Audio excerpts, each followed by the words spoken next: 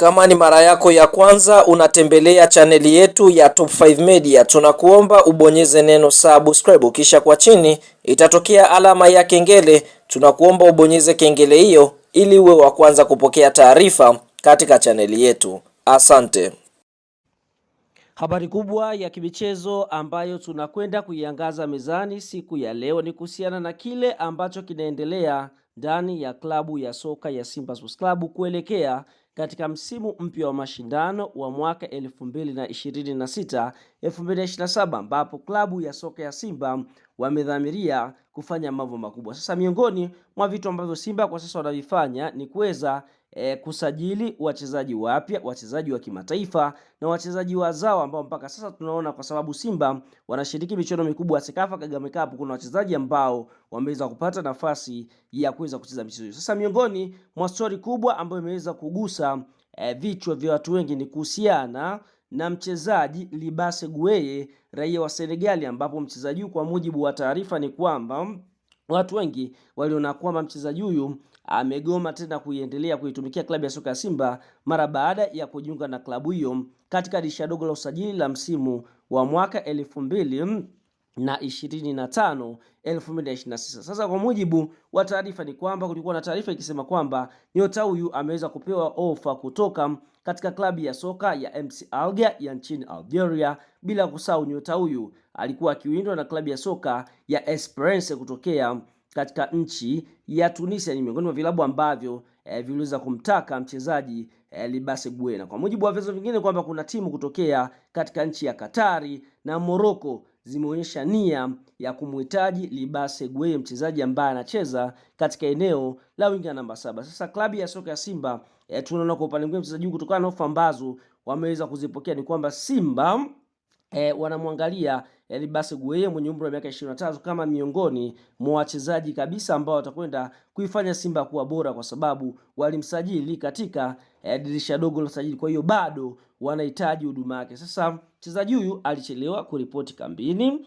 ambapo tunaona alishindwa kucheza mchezo wa kwanza ambao Simba wamecheza pale Kigali zidi ya kikosi cha timu ya soka Mogadishu, ukiwa ni mchezo wa Sekafa Kagame Cup katika ule ubavu wa kulia, yani winga namba 7 Libase Gueye kuonekana. Kwa hiyo kazua mjadala mwingi na watu wengi kuona huenda nyota huyu ni kweli anaondoka ndani ya kikosi cha Wekundu wa Msimbazi. Sasa hivi sasa tunavyoongea mchezaji Libase Gueye ameweza kuthibitisha kwamba amewasili salama salmini katika nchi ya Rwanda na kuungana na wachezaji wa klabu ya soka Simba. Sababu za nyota huyu kuweza kuchelewa kuripoti kambini kwamba aliomba ruhusa yeye na Elim Panzu kutokuwasili